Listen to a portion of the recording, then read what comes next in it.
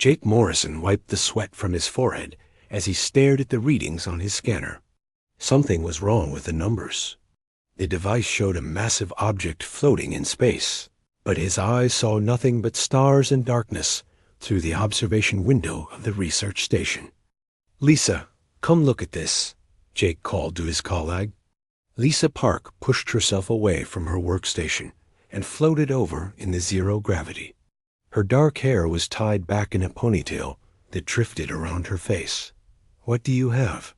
she asked, looking at his screen. "There's something out there. Something big, but I can't see it with my naked eyes." Lisa frowned and checked her own instruments. The readings matched Jake's scanner. Whatever was out there was definitely real, but it seemed to be invisible to normal sight. Commander Ryan Torres drifted into the room, his military uniform crisp, despite spending months in space. "Morrison, Park, what's all the noise about?" Jake turned his scanner toward the commander. "Sir, we found something. It's about 2 kilometers away from our station. The readings suggest it's a ship, but we can't see it." Ryan's expression grew serious.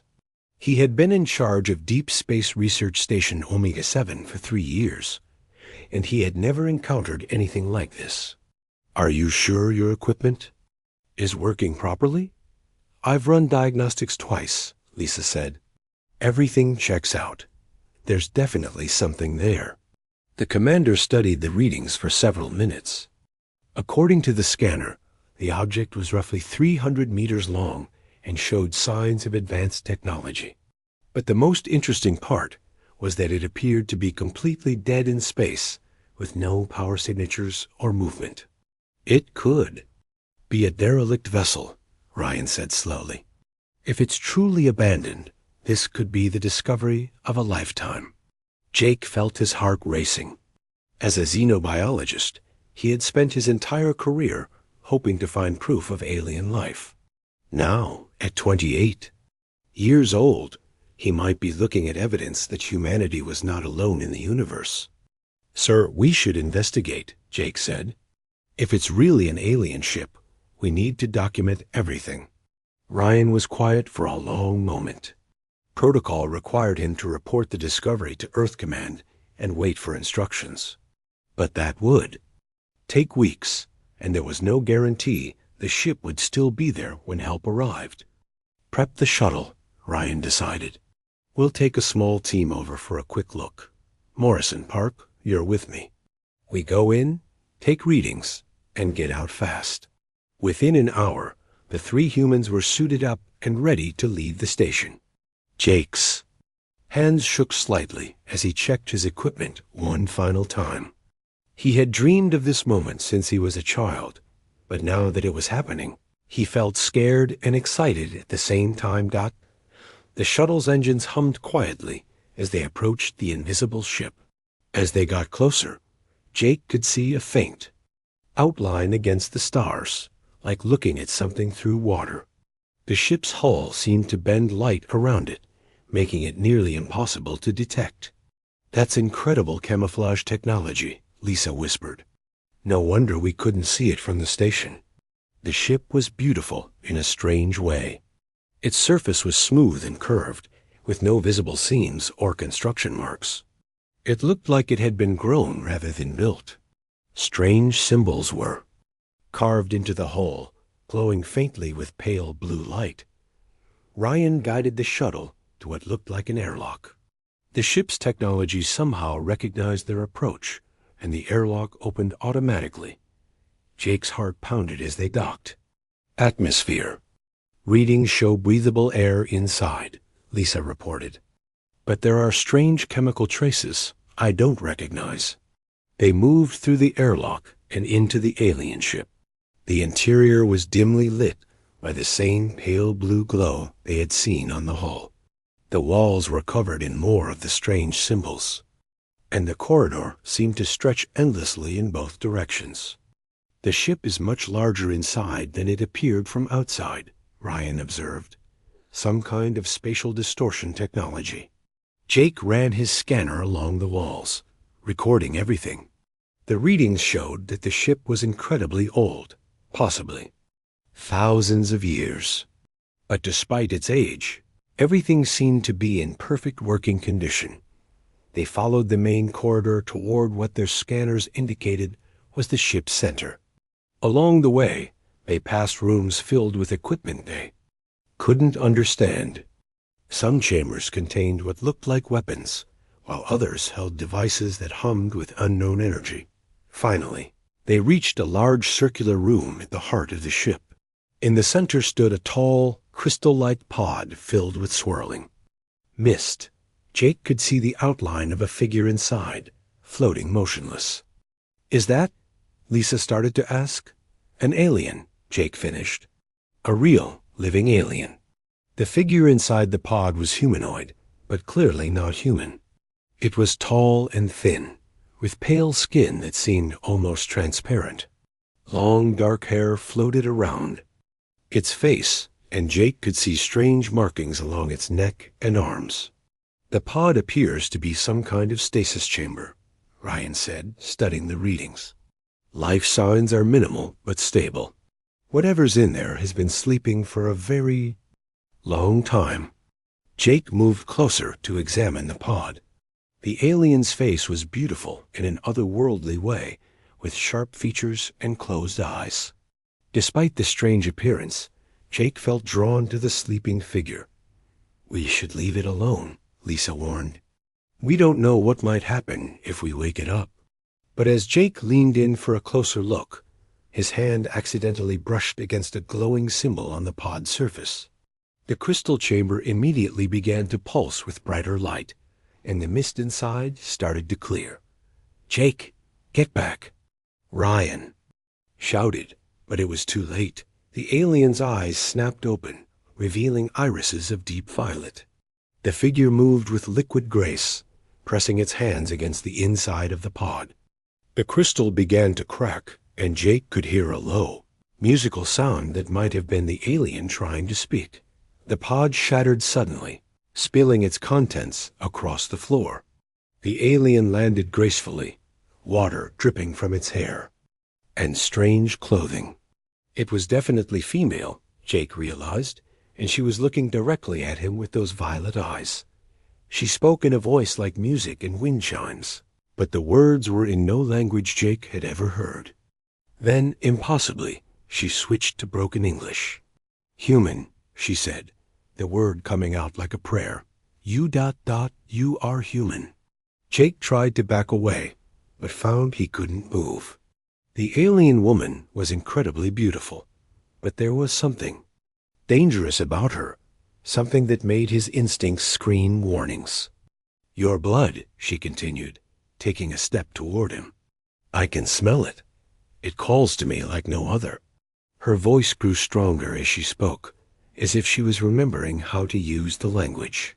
"In all my travels across the stars, through centuries of feeding, I have never encountered anything like it." "Feeding?" Jake managed to whisper. The alien smiled, revealing teeth that were just slightly too sharp to be human. "I am Nithara of the Sanguine Dominion, and you, human, have the most intoxicating blood I have ever sensed." Before anyone could react, Nithara moved with inhuman speed. She crossed the room in an instant, her hand closing around Jake's throat. Her touch was cold as ice, but her eyes burned with hunger. "Your blood belongs to me now," she whispered, her fangs extending as she leaned toward his neck. The last thing Jake remembered before everything went dark was the sound of his teammates shouting his name, and the strange, almost electric sensation of the alien woman's bite piercing his skin. Jake Morrison woke up in his apartment in Denver, Colorado. Sunlight streamed through the windows, and he could hear the familiar sounds of traffic outside. For a moment, he thought the encounter with the alien woman had been just a bad dream. Then he touched his neck and felt the small, perfectly healed marks where her fangs had pierced his skin. 3 months had passed since that terrible day on the alien ship. Jake remembered very little of what happened after Nithara bit him.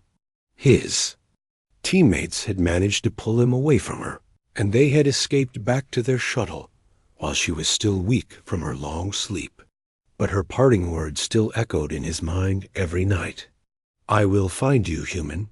Your blood belongs to me now." Jake rolled out of bed and walked to the bathroom mirror. He looked tired, with dark circles under his eyes. Sleep had become difficult. Since returning to Earth, every night brought the same nightmare. Violet eyes staring at him with inhuman hunger, and that musical voice promising to find him wherever he went. The kitchen smelled like coffee and toast. Amy Chun, his girlfriend of 2 years, was making breakfast. She looked up when he entered, and Jake saw the worry in her brown eyes that had been there for weeks. "Bad night again?" she asked softly. Jake nodded and sat down at the small table. Amy had been patient with him since his return, but he could see the strain wearing on her. He had told her about the alien encounter, but she didn't really understand what it meant. How could she? Jake barely understood it himself. "Maybe you should see someone," Amy suggested, "not for the first time. A doctor or a counselor.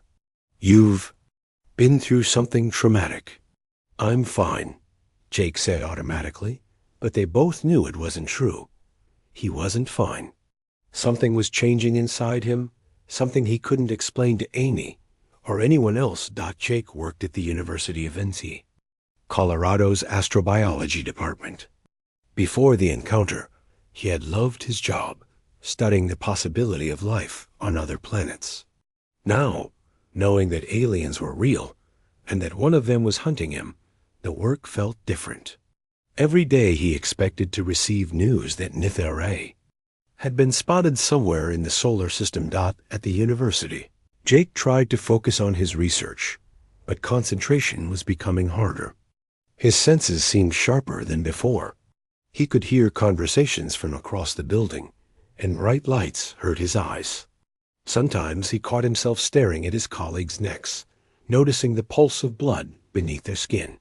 These thoughts scared him more than anything else. Dr. Helen Foster, the department head, noticed his distraction during a staff meeting. After the others left, she approached his desk.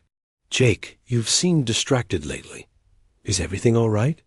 "Just tired," Jake said, avoiding her eyes. "I've been having trouble sleeping." Dr. Foster studied him with concern. "You know, there are people you can talk to if something is bothering you. The university has counseling services." Jake nodded, but didn't commit to anything. How could he explain that an alien vampire was hunting him? They would think he was crazy. That afternoon, Jake received a call that changed everything. The caller identified himself as Agent Marcus Webb from the Galactic Defense Force, Earth's new military branch that handled off-world threats. "Mr. Morrison, we need to talk. Can you come to our Denver office immediately?" Jake's blood ran cold. "What is this about?" "I think you know what this is about, sir. We'll send a car for you." An hour later, Jake sat in a sterile conference room facing Agent Webb and 2 other officials.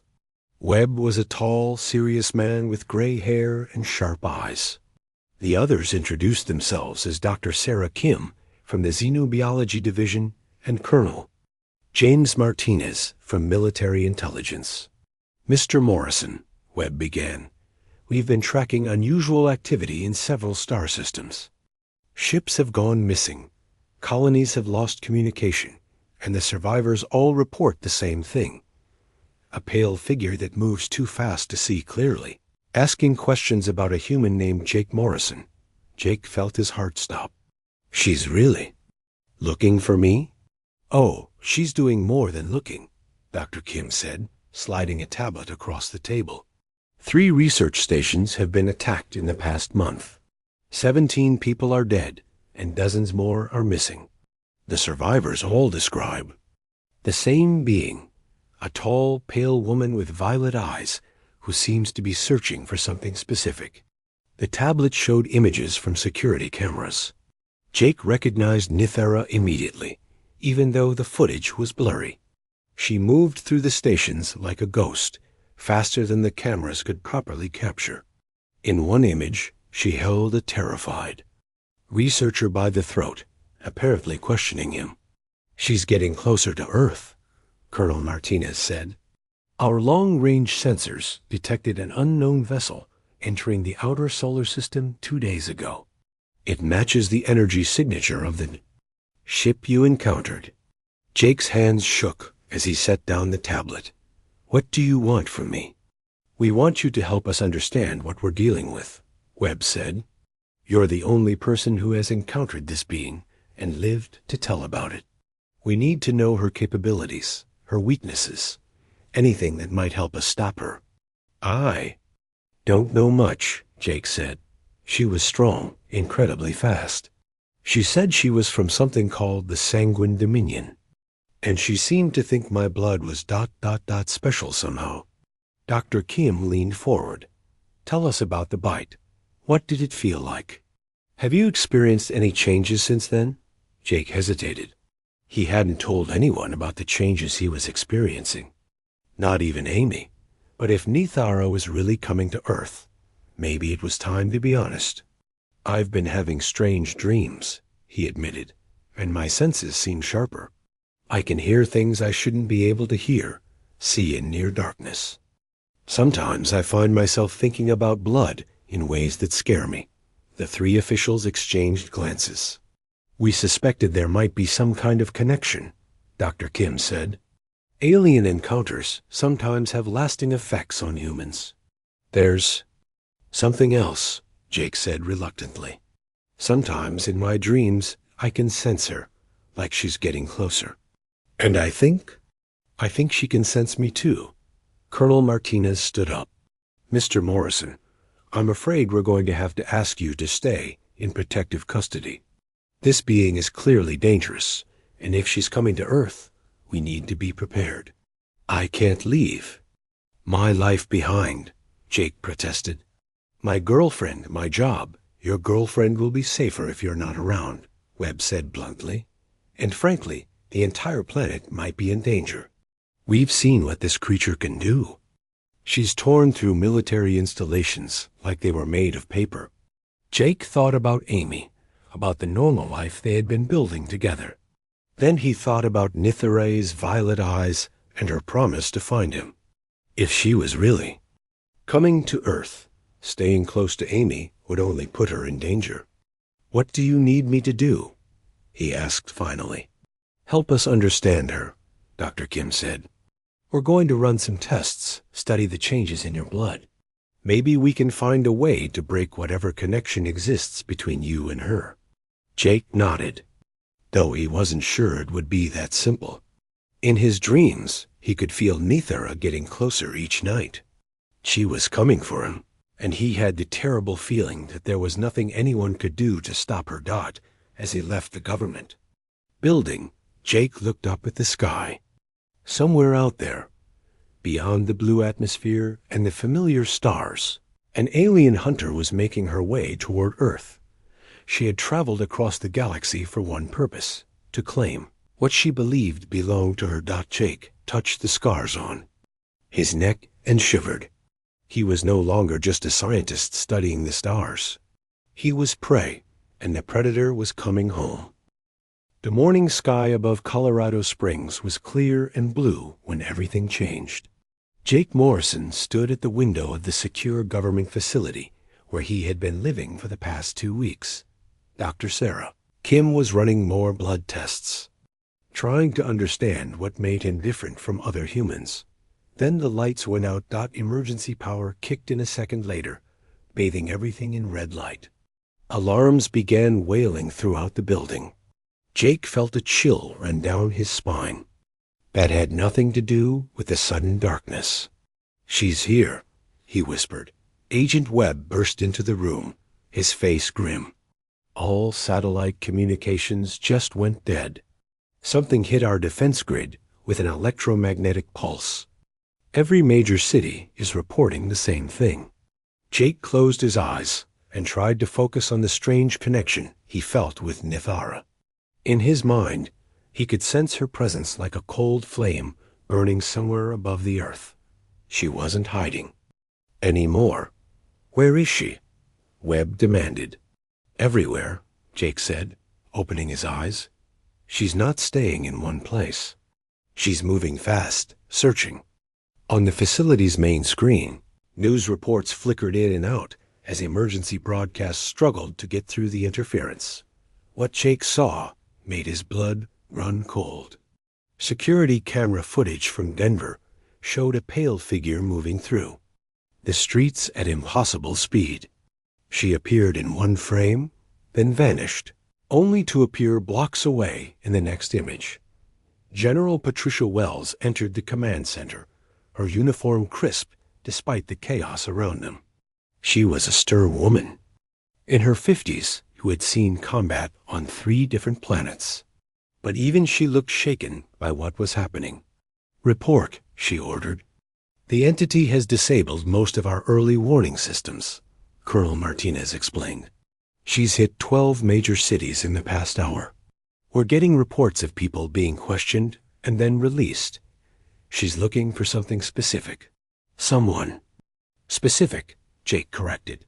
He could feel Nithara's frustration through their strange connection. She was close, but she hadn't found him yet. Dr. Kim rushed into the room carrying a tablet full of data. "General, I've been studying Jake's blood samples. I found something important." She activated the main display, showing complex molecular structures. Human blood contains compounds that don't exist in any other known species. But Jake's blood is even more unique. His genetic markers suggest his bloodline carries specific traits that might explain why the alien is so focused on him. "What kind of traits?" General Wells asked. "His blood seems to act as a catalyst for certain alien physiologies. It's like a drug, but more than that. It appears to enhance whatever natural abilities the alien already possesses." Jake stared at the screen, trying to understand what this meant. "So she's not just hungry, she's addicted." "Worse," Dr. Kim said. "Our analysis suggests that consuming your blood has made her stronger than she was before. Faster, more resilient. If she feeds from you again, there's no telling what she might become capable of." The building shook suddenly, as if something massive had landed on the roof. The lights flickered, and everyone in the room reached for their weapons. Everyone except Jake, who simply closed his eyes and tried to prepare himself for what was coming. "She's found me," he said quietly. Ceiling above them exploded inward. Chunks of concrete and twisted metal fell like rain as a figure dropped gracefully into the command center. Nithara looked exactly as Jake remembered her, pale and beautiful and terrifying. Her violet eyes scanned the room until they found him. "There. You are," she said, her voice carrying that same musical quality Jake remembered from his nightmares. "I have searched so many worlds for you, human. Do you know how many of your species I have questioned? How many I have tasted, hoping to find blood like yours?" The soldiers in the room opened fire, but Nithara moved too fast for their bullets to find her. She flowed between their shots like water, reaching the first soldier before he could reload. She didn't kill him, Jake noticed. She simply touched his forehead, and he collapsed unconscious. "I do not wish to harm them," she said, looking directly at Jake while more soldiers fell around her. "They are not what I need. Only you carry the blood that calls to me." General Wells backed toward the emergency exit, speaking rapidly into her radio. "All units, fall back. Evacuate the building. This is not a conventional threat." Jake stepped forward, raising his hands. "Stop, please. You don't have to hurt anyone else." Nithara paused, tilting her head as she studied him. "You have changed. Since our first meeting, I can smell it in your blood. The bite has awakened something in you, hasn't it?" Jake nodded reluctantly. It was true. Over the past weeks, he had grown stronger and faster. His senses were sharper than any humans should be. Sometimes he found himself moving in ways that should have been impossible. "What did you do to me?" he asked. "I gave you a gift," Nithara replied, moving closer. "My people, the Sanguine Dominion, we do not simply feed.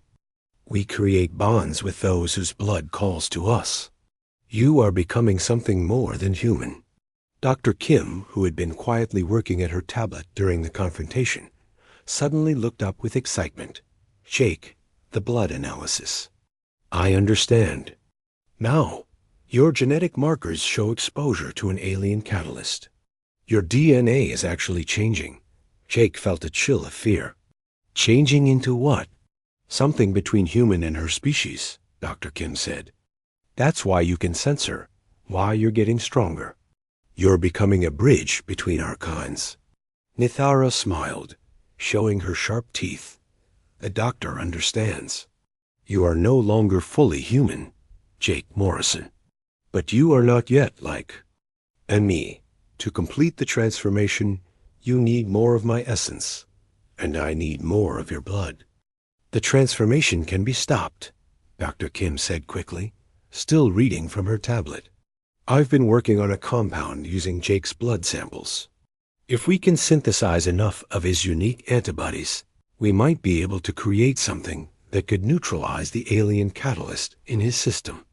Or," Dr. Kim continued, her voice growing more excited, "we could weaponize it. Jake's blood doesn't just feed her.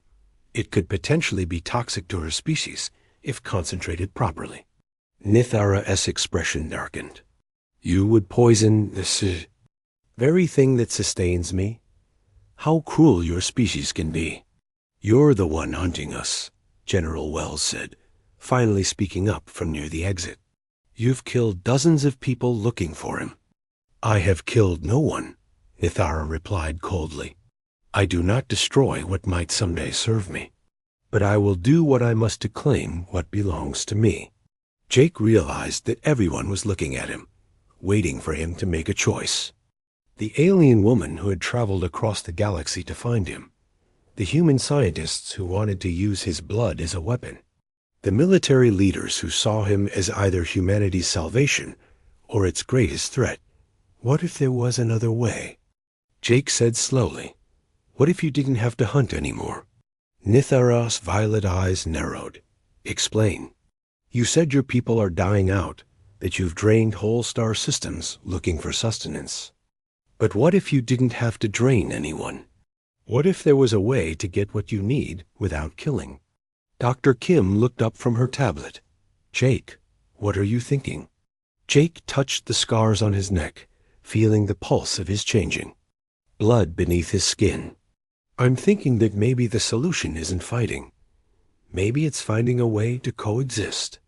The room fell silent, except for the sound of distant sirens and the hum of emergency power. Everyone waited to see what would happen next, and Jake realized that the fate of two species might depend on the choice he was about to make. Jake Morrison sat in the abandoned laboratory 3 hours after Nithara had destroyed the government facility. Most of the building lay in ruins, but she had been careful not to kill anyone. The soldiers and scientists had escaped, leaving Jake alone with the alien woman who claimed his blood belonged to her. "Tell me about your people," Jake said, trying to keep his voice steady. "Tell me about the Sanguine Dominion." Nithara stood by the broken window, looking out at the city lights below. In the darkness, she seemed to glow with a pale inner light. "We were once a great civilization," she began, her musical voice carrying a note of sadness. "We built cities that reached to the stars and created art that could make entire worlds weep with beauty." Jake watched her carefully. Through their blood connection, he could sense her emotions, loneliness, hunger, and something that might have been regret. "What happened to them?" he asked. "We discovered the secret to immortality," Nithara said, turning to face him. "But immortality came with a price. We needed the life force of other species to sustain ourselves. At first, we took only what we needed. A few drops here and there, never enough to cause real harm. She moved closer, and Jake could see pain in her violet eyes. But hunger grows, Jake Morrison. Over the centuries, our needs became greater. We began to drain entire populations, moving from world to world like a plague. By the time we realized what we had become, it was too late. Too late for what? To stop ourselves. The hunger became stronger than our will. One by one, my people lost themselves to it, becoming nothing more than parasites feeding on the galaxy. I watched my civilization fall into darkness, and I was powerless to prevent it. Jake felt a strange sympathy for her. How long have you been alone? 300 of your years, Nithara replied. I am the last of the royal bloodline, the final keeper of our history. When I found your blood, when I tasted what it could do for me, I thought perhaps I could rebuild what was lost. Through their connection, Jake experienced flashes of Nithara's memories. He saw golden cities floating in space, beings of incredible beauty, creating wonders beyond imagination. Then came the darker images, worlds stripped of life, civilizations reduced to empty husks, and Nithara fleeing through space as her own people became monsters. You're not like them, Jake said suddenly. The others of your kind. You still have control. Nithara looked surprised. How do you know this? I can feel it through our connection. You're fighting the hunger constantly. That's why you didn't kill those soldiers, why you've been questioning humans instead of just feeding from them. You're trying to stay civilized. Civilized, she repeated, as if tasting the word. Yes, I suppose that is what I am trying to do. But the hunger grows stronger each day. Your blood has awakened needs in me that I thought I had conquered long ago. Jake stood up and walked to where Dr. Kim had left her research tablet. The screen was cracked, but it still displayed the blood analysis data. Dr. Kim said my blood acts like a drug for your species. But what if it could do more than that? What do you mean? Jake studied the molecular structures on the screen. Even with his limited knowledge, he could see patterns that seemed important. She said my blood could be weaponized against you. But what if the opposite was also true? What if it could be used to heal instead of harm? Nithara moved to stand. Beside him, her cold presence making him shiver. Explain. Your people became monsters because they couldn't control their hunger, right? But my blood seems to affect you differently. You said it makes you stronger, but maybe it also helps you stay in control. Jake pointed to the data on the screen. Look at these readings. My blood doesn't just feed you. It stabilizes something in your system. Maybe it could help other members of your species resist the hunger.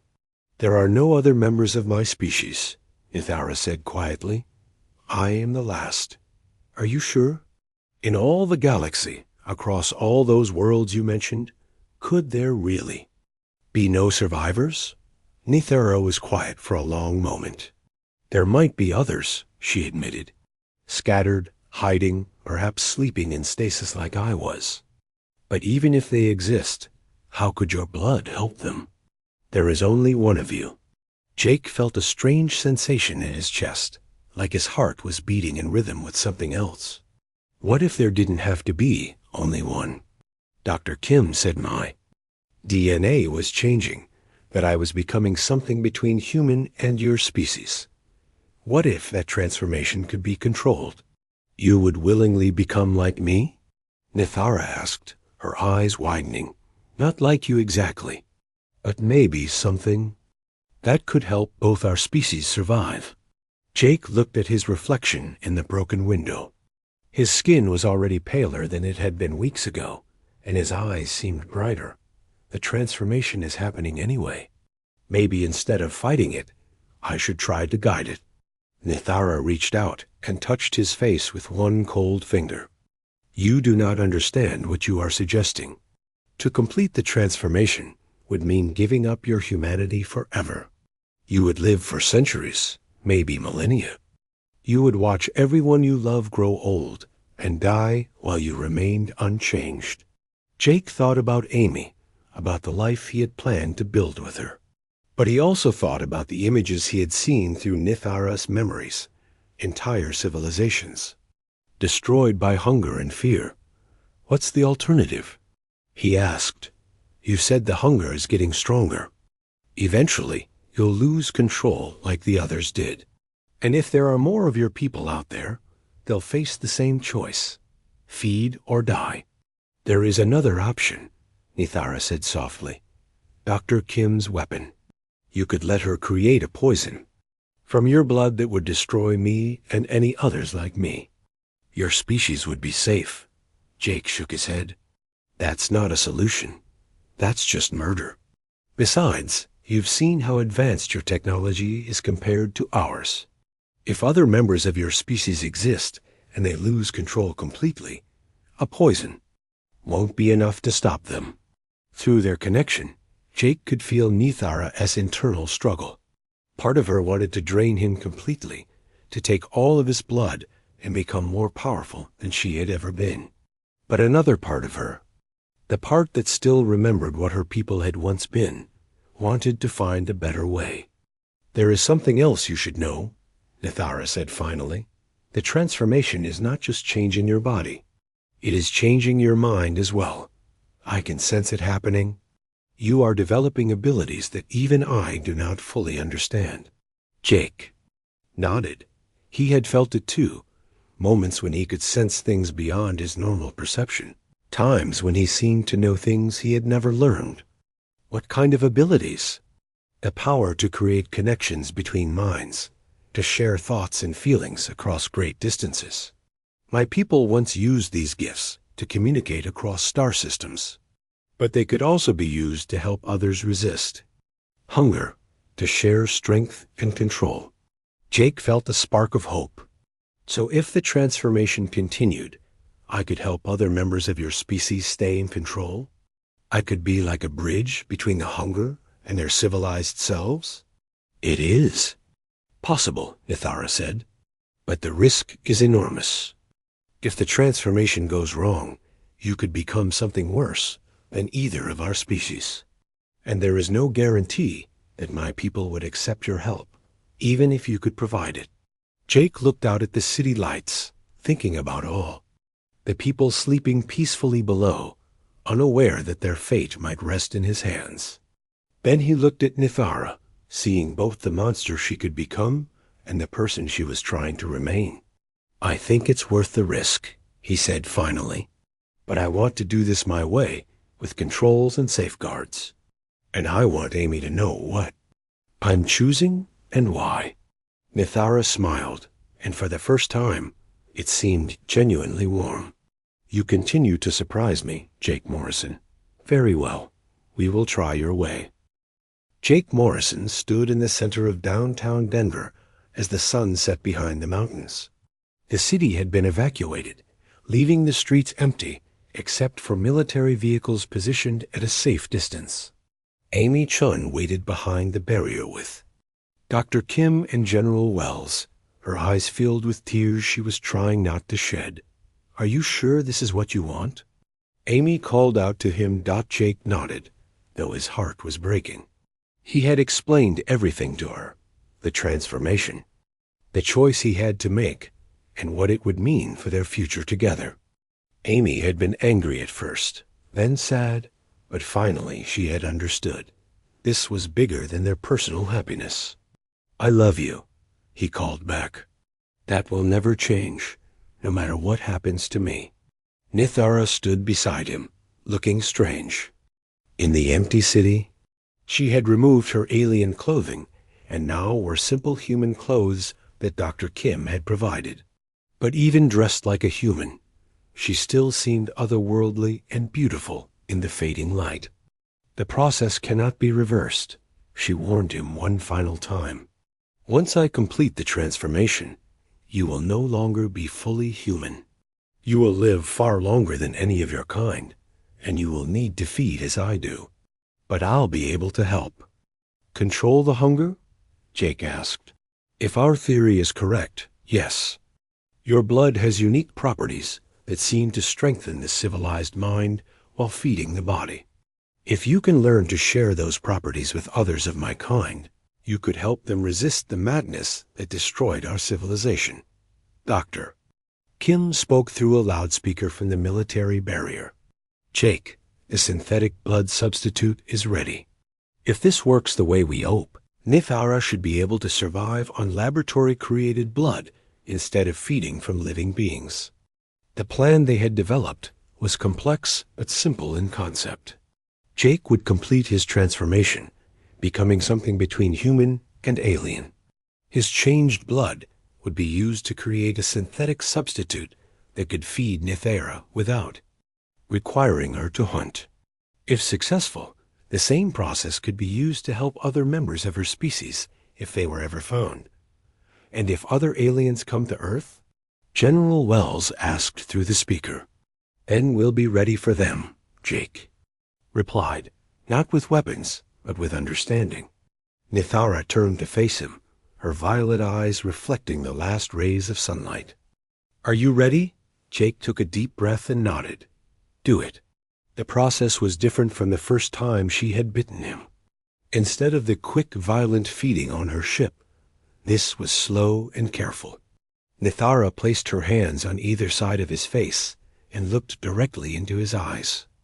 I will share my essence with you, she said softly, and you will share yours with me.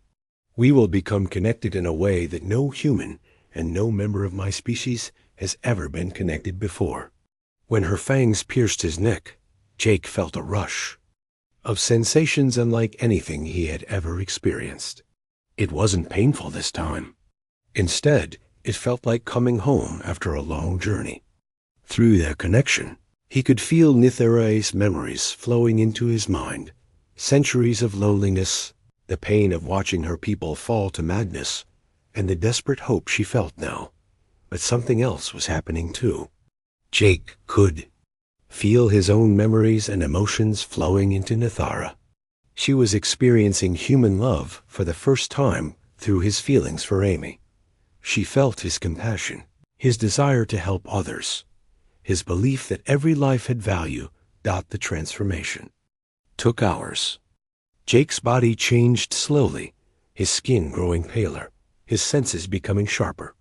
But unlike Nithara's people, who had been driven mad by hunger, Jake felt his human consciousness growing stronger, not weaker.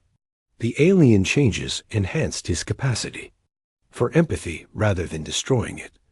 When it was finished, Jake opened his eyes and saw the world with new clarity.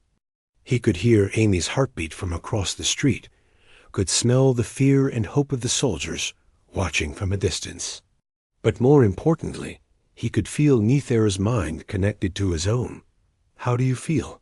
She asked. Different, Jake said, his voice now carrying a musical quality similar to hers. But still myself. The hunger is there, but it doesn't control me. Dr. Kim hurried over with a vial of the synthetic blood they had created using Jake's original blood samples. Try this, she said nervously. Nithara took the vial and drank it slowly. Jake watched her face change from skepticism to amazement. It works, she said in wonder.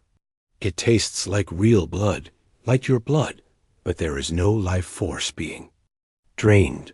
This could sustain me indefinitely. Jake smiled, feeling relief wash over him. So you won't have to hunt anymore. And if we find others of my kind, we can offer them the same choice, Nithara added. Transformation and cooperation instead of destruction and isolation. Amy broke away from the military barrier and ran toward them. Jake caught her in his arms, and she buried her face against his chest. You're still you, she said, looking up at his changed features. Different, but still you. I'll always be me, Jake promised. But I'll also be something more now. Something that can help prevent the kind of tragedy that destroyed Nithara's people. Over the following weeks, Jake learned to use his new abilities. He could sense other minds at great distances, and he discovered that he could share his emotional stability with others through their connection. When Nithara felt the hunger growing strong, Jake could help her remember Why control mattered. Dr. Kim worked with both of them to refine the synthetic blood formula and to understand the science behind Jake's transformation. What they learned would be crucial if other alien species ever came to Earth with similar needs. General Wells established a new department within the Galactic Defense Force, focused on alien diplomacy rather than warfare. Jake became its first official consultant, helping to prepare humanity for future encounters with species that might be misunderstood rather than truly hostile. 3 months after the transformation, their work was put to the test. Long-range sensors detected 3 ships approaching the solar system, each one matching the energy signature of Nithara's vessel. More of your people, Jake said, feeling their presence through his enhanced senses. Nithara nodded, but she didn't look afraid. They will be desperate, probably close to losing themselves to the hunger. But now we have something to offer them besides destruction. The ships entered Earth's atmosphere, and Jake felt the minds of their pilots, alien, hungry, and very close to madness. But he also felt their loneliness and their desperate desire for connection. Let me talk to them, Jake said, using his new abilities. Jake reached out with his mind, making contact with the 3 aliens. He shared his memories of the transformation, showed them the synthetic blood that could sustain them, and offered them the same choice Nithara had been given. Response was immediate.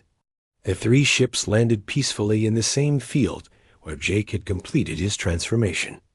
Their pilots emerged slowly, looking much like Nithara, but clearly weaker and more desperate. We felt your call across the stars, one of them said, her voice barely more than a whisper.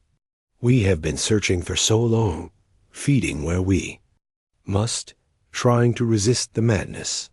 Are you truly offering us salvation? We're offering you a choice, Jake replied. The same choice every intelligent being deserves. The chance to be more than what your hunger demands. One by one, the 3 aliens accepted the synthetic blood, and Jake helped them find the mental stability they needed to resist their destructive impulses. Nithara worked with them to establish a small community outside Denver, where they could live peacefully while learning to coexist with humans. Amy stayed with Jake through it all, accepting that their relationship would be different, but no less meaningful. Dr. Kim continued her research, developing better synthetic blood formulas and studying the biological mechanisms that made peaceful coexistence possible. And Jake learned that sometimes the greatest strength came not from fighting monsters, but from helping them remember how to be something better. His blood no longer belonged only to him, but it also no longer belonged only to Nithara. It belonged to the future they were building together, one drop at a time. The transformation was complete, and a new chapter in human history had begun.